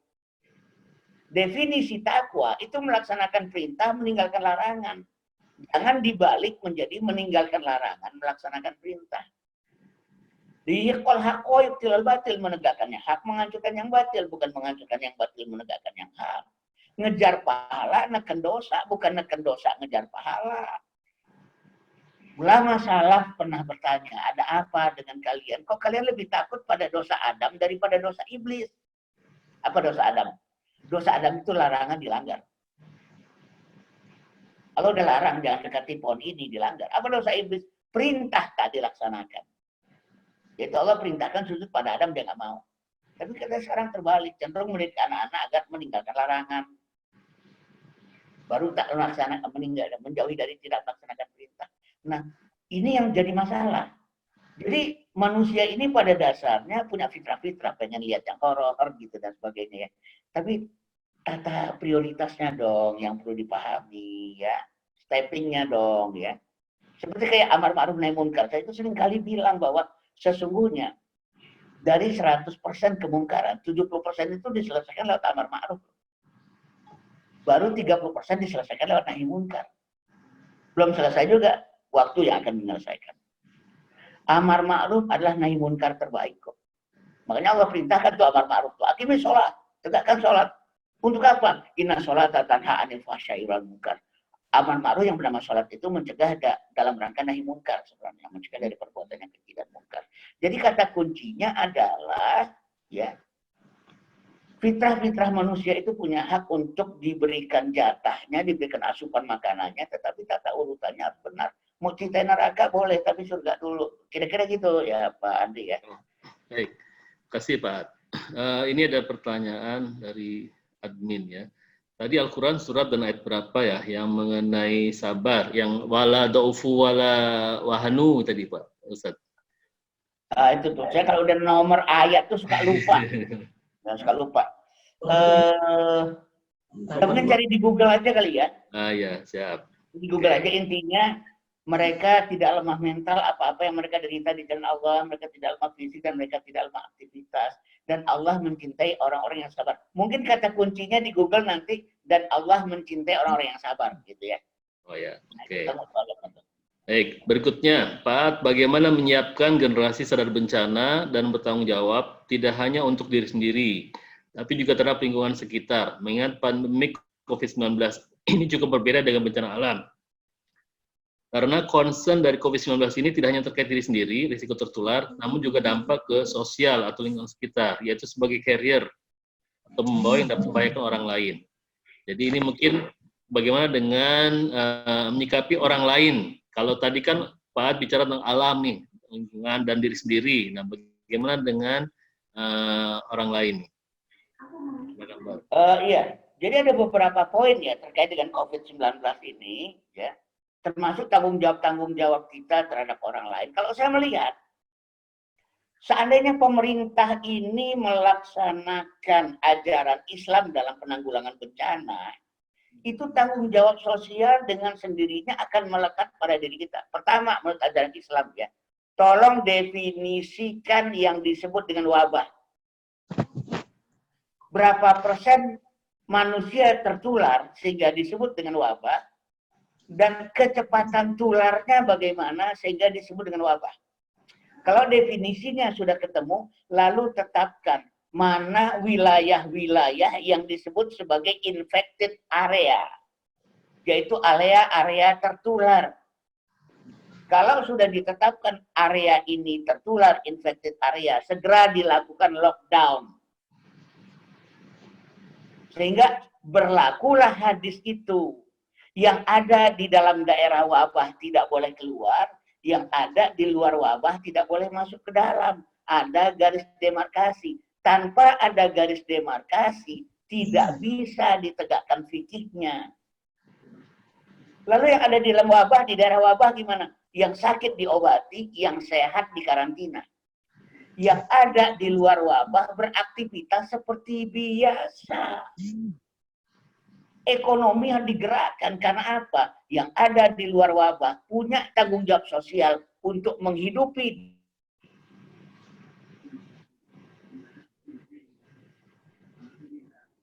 fardu kifayah. Jangan semua orang dikriminalisasi sebagai carrier gara-gara tidak ada yang namanya garis demarkasi itu. Karena tidak ada lockdown. Akhirnya semua orang kemudian terkriminalisasi. Anda memang sehat, Anda OTG, tapi Anda berpotensi menjadi carrier. Ini kan bahaya, akibatnya semua aktivitas mati. Karena semua orang tersangka. Itu yang pertama. Ya. Yang kedua, kesadaran sosial itu bisa dibangun. Ya. Kesadaran sosial itu bisa dibangun dengan cara Pertama dengan doa. Kita diajarkan doa. Bismillahirrahmanirrahim. La yadurru ma'asmi syai'un fil ardi wala fis sama'i wa huwas samiul alim. Dengan nama Allah semoga tidak memberikan kemudaratan. Apa-apa yang ada di langit dan di bumi, sesungguhnya Dia Maha mendengar lagi Maha mengetahui. Di dalam doa itu dibacakan pada waktu pagi dan petang. Ketika kita keluar dari rumah, harus ada kesadaran-kesadaran itu. Jangan sampai ada kemudaratan yang menimpa kita, atau kita yang memudaratkan orang lain karena kita jadi carrier. Ya. Itu dalam wazifatus sughra itu ada, kok dibaca itu pagi dan petang. Apa? Yang ketiga, yang ketiga. Ini wajib skop terakhir. Sekali lagi, kekuatan doa. Ya Allah, janganlah aku memudaratkan dan dimudaratkan, ya Allah. Janganlah aku memudaratkan dan dimudaratkan, ya Allah. Nah, kemudian juga melakukan tindakan-tindakan ketika kita punya kesadaran bahwa COVID-19 ini rentan bagi siapa? Bagi orang tua. Bagi siapa yang punya penyakit-penyakit ikutan. Ya. Oleh karena itu, dalam situasi-situasi semacam ini, jangan lupa maskernya, jangan lupa physical distance-nya. Ya. Dan kesadaran-kesadaran itu juga harus kita bangun dalam bentuk. Ya. Hidup memang sekarang lagi susah. Ekonomi memang lagi susah. Tapi jangan pernah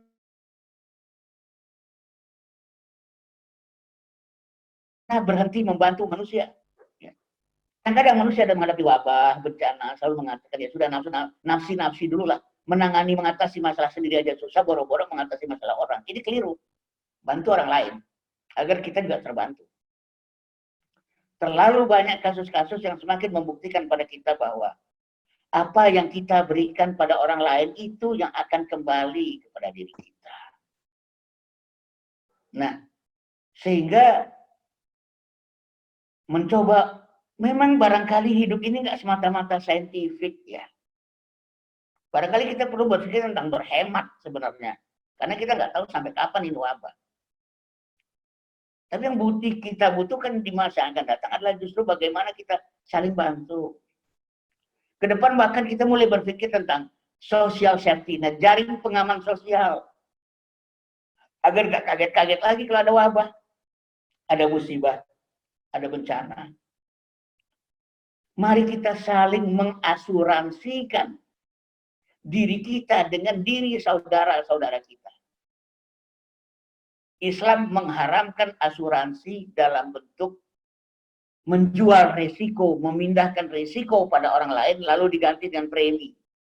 Karena asuransi dalam Islam adalah bagaimana mengelola resiko bersama-sama. Karena musibah ini Allah pergilirkan kok. Si A kena musibah, si B enggak. Si C kena musibah, si D enggak. Kalau kita kelola secara bersama-sama, insya Allah masalahnya selesai dengan sebaik-baiknya. Kira-kira begitu Pak Andri. Baik, makasih Pak. Mungkin tadi yang terakhir itu berkaitan dengan, ya kami juga di Yayasan sedang menggodok nih, bagaimana kalau nanti anak-anak masuk sekolah, ya sementara situasi masih COVID. Mungkin segala protokolnya sedang kami bahas terus, supaya tadi seperti pertanyaan dari Pak Sastrodahono tadi bisa, gimana anak bisa sekolah tapi tetap aman. Pembatasan jumlah kah, pembatasan jarak, dan seterusnya. Mungkin itu kali maksudnya. Saya pindah ke pertanyaan lain Pak ya. Ini ada pertanyaan, bagaimana ketika pembelajaran yang disebut tadi tentang mengajari menyekolahkan sekolah tersebut tidak berjalan sewajarnya seperti kondisi saat ini, yang akhirnya tujuan pembelajaran tidak berjalan seperti yang diharapkan. Itu maksudnya tadi sudah dibahas belajar di sekolah alam, nah sekarang kondisi sedang tidak memungkinkan untuk belajar di sekolah. Nah itu bagaimana? Jadi begini, saya beberapa waktu yang lalu menyampaikan satu materi tentang agile education, pendidikan yang agile, pendidikan yang tangkas, pendidikan yang lincah, pendidikan yang adaptif, pendidikan yang bisa dilakukan di mana saja. Justru sekolah alam sebenarnya sedang membekali kita bahwa pekan lalu kita bicara. Banyak kok tempat belajar kita, ada guru ilmu, guru hidup, guru alam, termasuk iptek seperti sekarang ini ya. Termasuk iptek seperti sekarang ini. Nah, untuk itu, bagaimana kita kemudian memanfaatkan semua yang ada di tengah kehidupan ini sebagai medium-medium pembelajaran kita yang oleh pihak sekolah, dalam hal ini sekolah alam, oleh orang tua. Fungsi sekolah alam maupun orang tua itu tinggal menjadi dirigen. Menjadi dirigen. Silakan belajar dimanapun. 4 sumber belajar yang bisa kita gunakan ke depan. 1, para guru, para maestro, para ustadz, ulama. Yang kedua, alam. Yang ketiga, kehidupan dan pengalaman manusia. Dan yang keempat, ilmu, pengetahuan, dan teknologi. Ya, ilmu, pengetahuan, dan teknologi. Tapi ada beberapa syarat. Pertama, dibutuhkan mentor. Orang tua harus berkembang menjadi mentor. Guru-guru harus berkembang menjadi mentor. Sehingga dari manapun mereka menyerap pembelajaran sesudah ini, ya, tapi ada yang merapikannya, yang mengemasnya, yang menatanya, yang membuild up.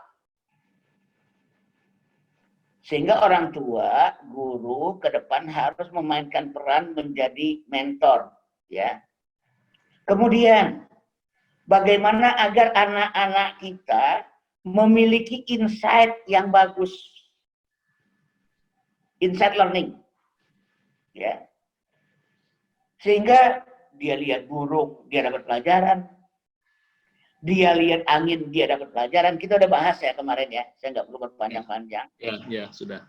Nah, Ya. Kemudian bagaimana menjadikan rumah itu sendiri sebagai sumber-sumber pembelajaran. Mulai dari teras, ruang tamu, kamar tidur, ruang keluarga, dapur, WC, garasi, halaman belakang, semua adalah sentra-sentra pembelajaran. Ya. Secara lengkap barangkali mungkin kita bisa bahas di Agile Education, kalau nggak salah tanggal 27 besok SDIT Pangkep di Makassar itu 2 hari akan saya sampaikan bagaimana implementasi Agile Education ini di masa yang akan datang. Dan memang yang terbaik justru bisa dikelola lewat sekolah alam sebenarnya. Kira-kira gitu Pak Andri. Ya. Baik, makasih. Kami juga dibahas di manajemen dan yayasan untuk kerjasama orang tua. Setelah Lebaran mungkin akan ada komunikasi yang lebih intens ya tentang bagaimana pembelajaran di rumah dan persiapan untuk masuk sekolah kembali. Pertanyaan berikutnya adalah Pak Sony Sulistiawan, batas fasilitas dan kemudahan untuk anak seperti apa yang bisa melatih adversity quotient? Apa pekerjaan rumah begitu yang wajib dilakukan? Ketika fasilitas dikurangi, maka anak protes keras dan agresif. Bagaimana cara mengatasinya? Oh, ini ada 2 pertanyaan, tapi berkaitan tentang menanamkan adversity quotient di rumah. Hubungannya dengan pekerjaan rumah apa yang wajib dilakukan, kemudian ketika fasilitas dikurangi, anak bagaimana mengatasinya kalau anak menjadi protes dan agresif. Silakan, Pak. Ya, intinya satu ya. Kalau kita ingin anak-anak kita itu menjadi manusia yang tangguh, ya, menjadi manusia yang tangguh. Pertama, berikan kepadanya masalah yang 1 tingkat lebih sulit.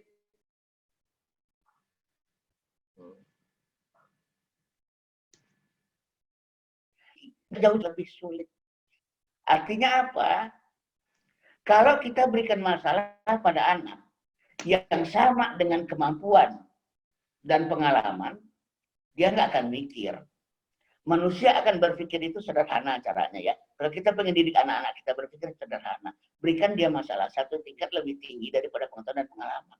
Begitu pula dengan fasilitas, berikan 1 tingkat lebih rendah daripada yang standar, yang sewajarnya. Sehingga enggak bertingkat-tingkat lebih rendah kok, 1 tingkat aja. Artinya ada sesuatu yang mesti mereka perjuangkan. ada sesuatu yang enggak terlalu comfort. Ya. Jadi, karena manusia baru akan berpikir, kalau masalah yang diberikan satu tingkat lebih tinggi. Manusia akan berjuang kalau fasilitas itu diberikan satu tingkat lebih rendah. Ya, satu tingkat lebih rendah. Jadi, yang penting adalah tidak diberikan full. Satu contoh sederhana ya. Anak kita SMA barangkali minta sepeda motor. Apakah kemudian akan dipenuhi? Jangan. Katakan padanya, ayah akan belikan kamu sepeda motor, tapi 10% uang kamu. 10% uang kamu. Anggaplah sepeda motor itu 15 juta. 1,5 juta itu uang kamu. Itu contoh ya. Sehingga dengan demikian ada effort, ada perjuangan. Jangan kemudian disediakan semua. Percayalah, bahkan anak itu pasti akan mencari sepeda motor paling murah malah. Kenapa? 10% dari murah itu lebih murah.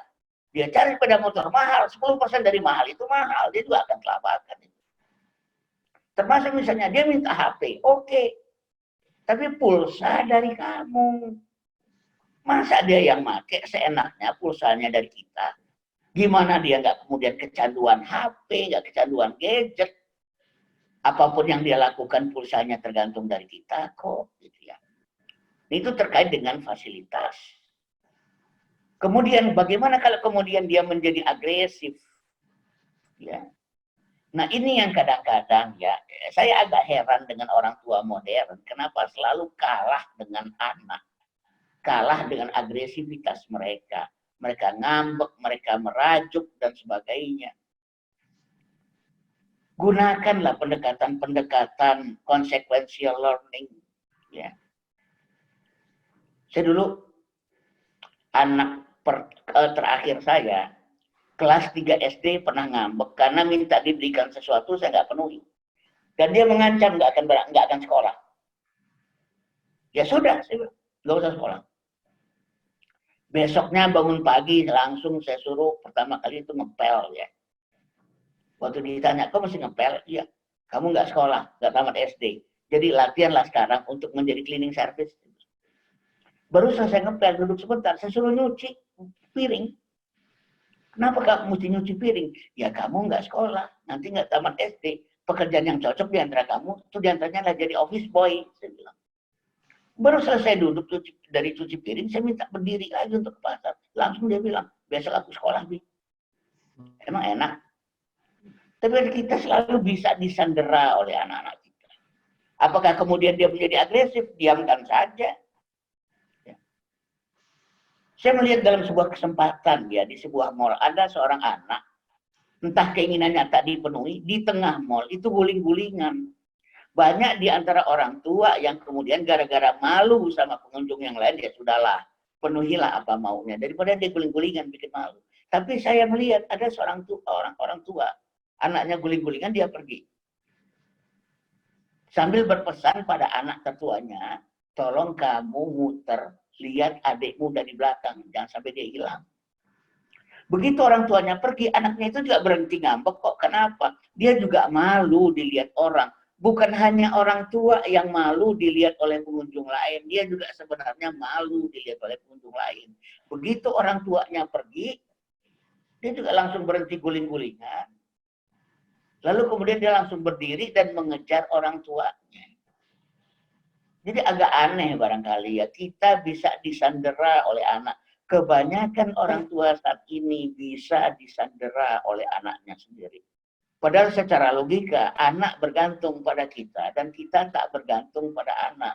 Sebenarnya secara logika, anak itu kalau udah urusan sandera-menyandera, dia kok yang kalah dengan kita. Ini kan salah satu kata kuncinya adalah tega. Tega nggak sama dengan kejam. Makanya saya seringkali mengatakan, kalau memang kita nggak tega, serahkan, titipkan tega itu pada sekolah. Bekerja samalah dengan pihak sekolah. Salah satu fungsi sekolah adalah tempat titipan tega sebenarnya. Kira-kira gitu Pak Andre. Ya. Baik, Mbak, terima kasih. Jadi kami teringat tentang maestro. Jadi pembahasan di jaringan sekolah alam itu, kan kalau kata Bang Lindo, belajar dari maestro. Tapi maestro yang dimaksud oleh Bang Lindo dulu adalah orang yang pengusaha yang sukses, orang yang sudah terbukti keberhasilannya. Sebenarnya adalah mereka itu sulit mencari seperti itu definisinya, maestro yang mau berbagi, membimbing anak-anak sekolah alam. Ya, sehingga akhirnya yang lebih realistis adalah mencari maksudnya maestro itu adalah orang yang sedikit lebih pintar daripada anak kita, sedikit lebih berpengalaman dari anak kita dalam bidang tertentu. Kalau seperti itu lebih mudah kita mencari maestro di lingkungan sekitar kita.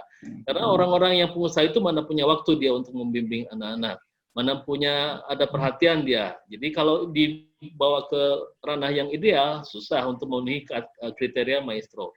Nah, sehingga tadi kalau kata Pak itu kita bisa belajar dari banyak orang, tidak harus kepada pengusaha yang sudah sukses, orang yang pejabat, nggak perlu seperti itu. Di lingkungan RW kita pun mungkin masih banyak anak-anak kita bisa belajar ke lingkungan sekitar kita. Pak RW yang mantan apa misalnya, itu pasti ada banyak yang menjadi guru buat anak-anak kita. Dan kita pun atau abangnya pun kan sibling itu kan bisa jadi guru juga buat adiknya. Sedikit Pak Andri, saya tambahkan. Silakan, Pak. Mumpung Pak Andri bicara tentang sibling ya. Saya punya konsep tapi saya belum launching. Ya. Namanya brothering. Tapi belum saya launching ya. Ini soal kakak mendidik adik, adik mendidik kakak nanti. Oh ya. Nah, nanti tapi kapan ya? Oke, itu aja. Oke. Baik, Pak. Saya kira itu untuk pembicaraan kita. Kita spare waktu agak banyak karena nanti ada sesi penutupan skop sama Bunda Tik ya. Saya mau menyimpulkan dulu untuk hari ini kita bahas tentang adversity intelligence. Pada intinya kita belajar bagaimana caranya anak-anak itu nanti mampu melindungi dirinya sendiri. Dan di situ dibutuhkan keimanan ya secara Islam bagaimana memandang sebuah bencana, kemudian doa-doa, kemudian ketangguhan, adversity itu ketangguhan, daya juang, dan kemampuan untuk memulihkan diri sendiri ketika menghadapi bencana, ya, adversity. Situ juga tadi ada masalah kebernyalian yang tadi sempat dibahas bahwa kebernyalian itu bernyali tidak sama dengan berani. Kalau berani itu berani mati, kalau bernyali itu berani hidup, dan itu tinjauan yang menarik. Kemudian sempat dibahas tentang adversity intelligence di buku, ada quitter, quampers, dan climbers. Cara mengajarkan adversity intelligence adalah pertama together with disaster, bersama dengan bencana, bersahabat dengan kehidupan, surat Ar-Rum ayat 41. Kemudian mengajarkan consequential learning, nah, itu bisa di mana aja, di rumah bisa, di sekolah juga bisa. Membaca tanda-tanda alam atau ayat-ayat alam.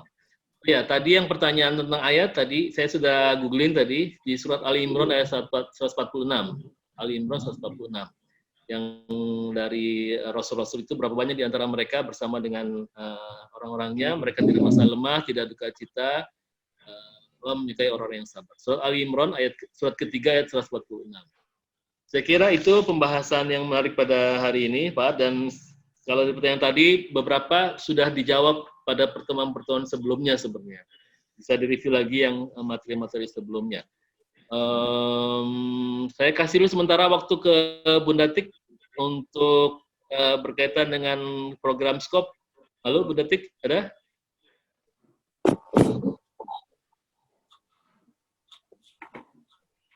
Halo? Ya. Nah, break dulu sebelum nanti Pak balik lagi untuk closing statement. Oke, atau oke. Sekarang atau Bunda Tik dulu? Boleh sekarang. Oh Pak, Sekarang aja kali ya. Oke, silakan Pak. Ya baik ayah bunda sekalian. Jadi sekali lagi kita hidup di dunia, kita hidup dengan sebuah perjuangan sebenarnya. Pada akhirnya kehidupan yang menyenangkan, kehidupan yang indah itu adanya di akhirat. Untuk itu, untuk mendapatkan akhirat yang indah, menyenangkan tanpa musibah, tanpa bencana itu hanya bisa kita lakukan lewat perjuangan di dunia ini. Karena ad-dunya mazra'atil akhirah. Dunia ini adalah ladang untuk menuju akhirat. Yang penting bagi kita adalah bagaimana memanage energi kita, memanage masyarakat kita, lingkungan kita dalam menghadapi musibah ini. Mari kita banyak belajar kepada Nabiullah Yusuf alaihissalam. Dia mengantisipasi akan adanya bencana, musibah, paceklik dalam 7 tahun ke depan dengan cara mempersiapkannya di 7 tahun pertama. Yang menarik, beliau mengatakan bahwa di 7 tahun pertama masa subur, ambillah gandum sekadar cukup untuk dimakan dan sisanya biarkan dia dibulir-bulirnya. Ada sebenarnya satu konsep persiapan dalam hal itu. Persiapan dalam menghadapi bencana. Ya. Dan kemudian yang kedua, bagaimana tetap persiapan stok manusia dalam menghadapi musibah dan bencana itu tetap dibiarkan ada dalam kehidupan itu sendiri. Tetap biarkan dibulir-bulirnya. Gandumnya tidak dipindahkan ke gudang, biarkan dia tetap tangkai sebenarnya. Nah, mari kita mempersiapkan diri, memanage itu semua, ya, menghadapi hal-hal tak terduga ke depan. Mungkin kita bisa bikin family safety net, social safety net, school safety net, dan sebagainya, persiapan-persiapan ke depan gitu. Sekian saja barangkali. Aku mirobik pada takun anam dalum tadin. Saya mohon maaf kalau ada kesalahan, ya, kalau ada khilaf. Besok juga kita insya Allah akan memasuki Idul Fitri. Saya mengucapkan taqabbalallahu minna wa minkum. Mohon maaf lahir dan batin. Minal aidin wal faizin. Wassalamualaikum warahmatullahi wabarakatuh. Waalaikumsalam. Ya, sama-sama Pak. Kami juga mohon maaf bila ada kesalahan. Berikutnya silakan Bu Latik berkaitan dengan penutupan skop tahun ini. Silakan. Ya. Bismillahirrahmanirrahim. Assalamualaikum warahmatullahi wabarakatuh. Waalaikumsalam warahmatullahi wabarakatuh. La nikmatillah, la haula wala quwata illa billah. Asyhadu alla ilaha illallah wa asyhadu anna Muhammadan abduhu wa rasuluh. Rabbi shrahli sadri wa yassir li amri wahlul 'uqdatam min lisani yafqahu qawli.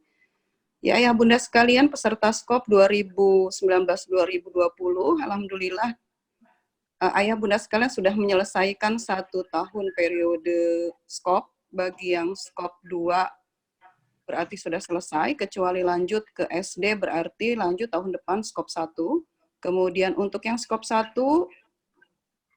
di kelas 1 berarti tahun depan yang belum mengikuti skop 2 lanjut di skop 2.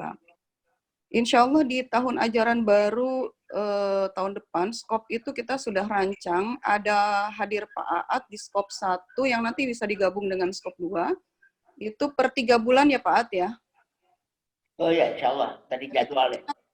Per 3 bulan, tapi nanti kita lihat sikon kalau ternyata masih berlaku social distancing, kemudian masih berlaku work from home, karena berarti agendanya 1 semester itu 2 kali Pak At itu. Di bulan kita mulai kan Agustus, September, dimulai Oktober dengan Desember. Nah, kalau ternyata Oktober dan Desember masih belum memungkinkan, kemungkinan besar kita akan lakukan secara online lagi ya Pak At ya? Iya, insya Allah. Tapi kalau ternyata nanti memungkinkan untuk kita bertemu secara langsung, nanti kita akan undang Pak At hadir ke Sekolah Alam Tangerang. Alhamdulillah 1 tahun ini sudah kita selesaikan materi-materi di skop, mudah-mudahan ada manfaatnya buat ayah bunda sekalian.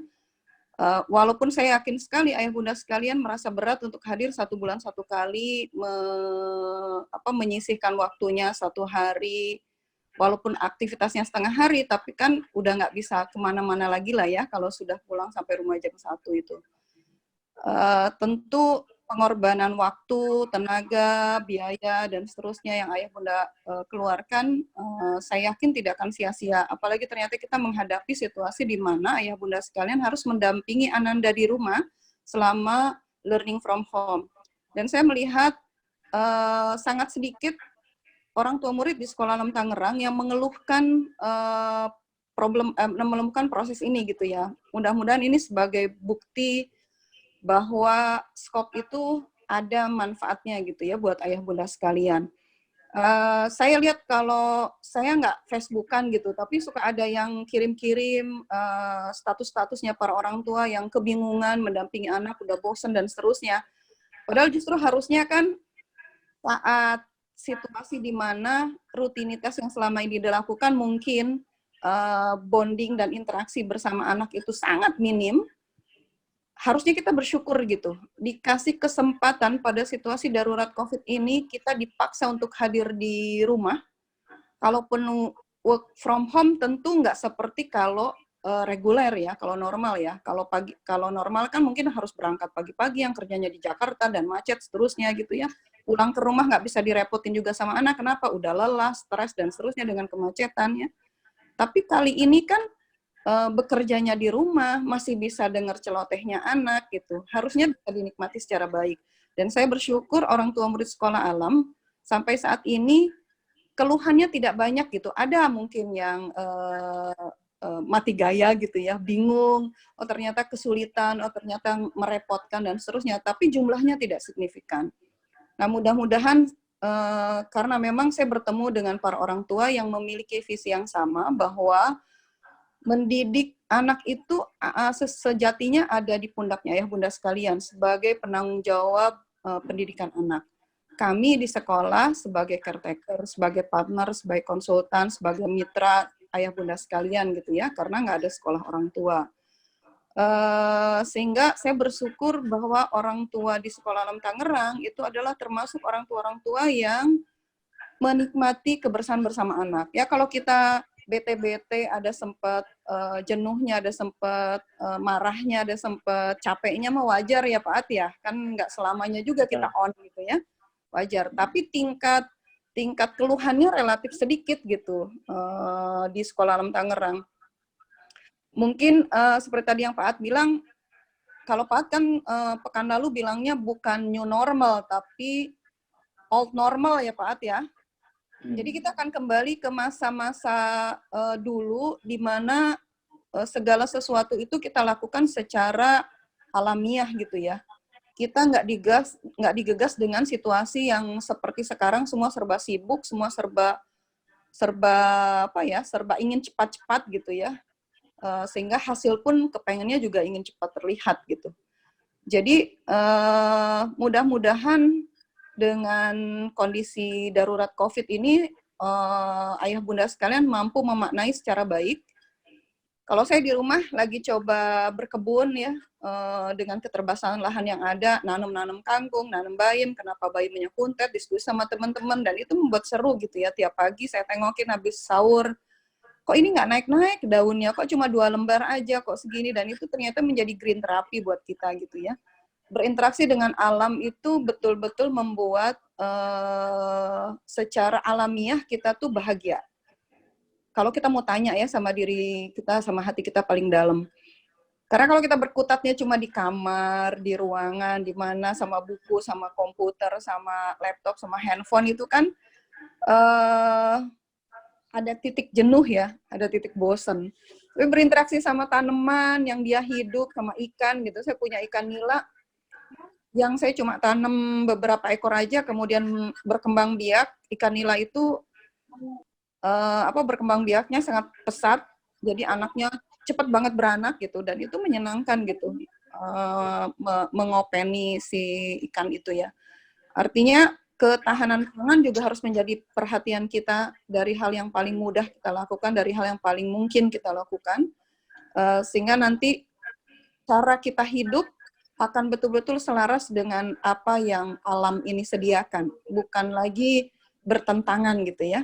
Nah, mudah-mudahan yang banyak orang sebut new normal itu kita kembali ke sesuatu yang setelah kita di training dengan darurat COVID 2 bulan ini, dan saya nggak tahu situasinya sampai kapan gitu. Kalau kita prediksi di sekolah itu nanti akan secara bertahap lagi digodok, kapan kita learn from home, kapan kita dikombinasi, kapan kita betul-betul masuk, ketemu secara full, dan macam-macam gitu ya. Itu juga kita akan coba mengakomodir dari para orang tua lewat angket yang nanti kita coba sebarkan pada Idul Fitri. Nah, alhamdulillah sudah diselesaikan. Jadi selamat buat ayah bunda sekalian. Mudah-mudahan ilmu yang didapatkan selama skop, ada yang 1 tahun, ada yang 2 tahun. Yang periode 2019-2020 ini, ilmu-ilmunya bisa ayah bunda aplikasikan sehingga menjadi ilmu yang bisa dimanfaatkan dan bermanfaat buat kami gitu ya. Untuk yang khusus skop 2, ada beberapa tugas yang harus diselesaikan dan itu tetap harus dikerjakan, disampaikan ke Pak Andri, sehingga nanti masih bisa dicek siapa yang masih butuh konsultasi, siapa yang masih butuh asistensi, dipersilahkan.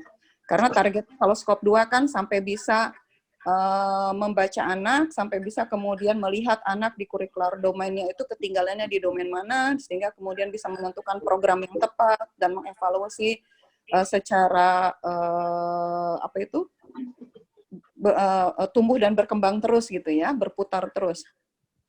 Begitu Pak Andri yang bisa saya sampaikan sebagai penanggung jawab skop untuk Bunda sekalian, dengan berakhirnya skop online hari ini, maka program skop 2019-2020 pun berakhir. Untuk family camping, kita lihat Siko nanti kalau ternyata masih belum kondusif sampai 1 tahun ke depan, mungkin kita bisa gabung dengan skop periode 2020-2021. Haknya Ayah Bunda tetap nanti akan saya tunaikan untuk mengikuti FemCamp-nya skop seperti biasa di akhir tahun ajaran skop. Mohon maaf lahir batin jika selama 1 tahun interaksi yang kita lakukan antara tim skop dengan Ayah Bunda sekalian ada hal-hal yang kurang berkenan, mungkin ada telat-telat, ada yang kurang berkenan dari apa yang disampaikan, ada pelayanan yang kurang maksimal, mohon dibukakan pintu maaf yang seluas-luasnya. Karena besok juga sudah Idul Fitri, saya menyampaikan taqabbalallahu minna wa minkum, maaf lahir batin atas segala yang kurang berkenan dari apa yang saya dengan tim di skop sajikan kepada Bunda sekalian. Mohon maaf lahir batin, saya akhiri. Assalamualaikum warahmatullahi wabarakatuh. Waalaikumsalam warahmatullahi wabarakatuh. Demikian Ayah Bunda sekalian, terima kasih atas kesediaan mengikuti kegiatan kita, rangkaian kegiatan kita selama 3 kali pertemuan ini, mudah-mudahan bermanfaat. Mohon maaf bila ada hal-hal yang kurang berkenan. Kita tutup dengan doa ketua majelis. Subhanakallah.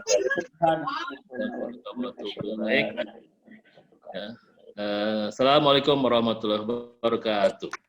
Waalaikumsalam warahmatullahi wabarakatuh. Terima kasih Pak.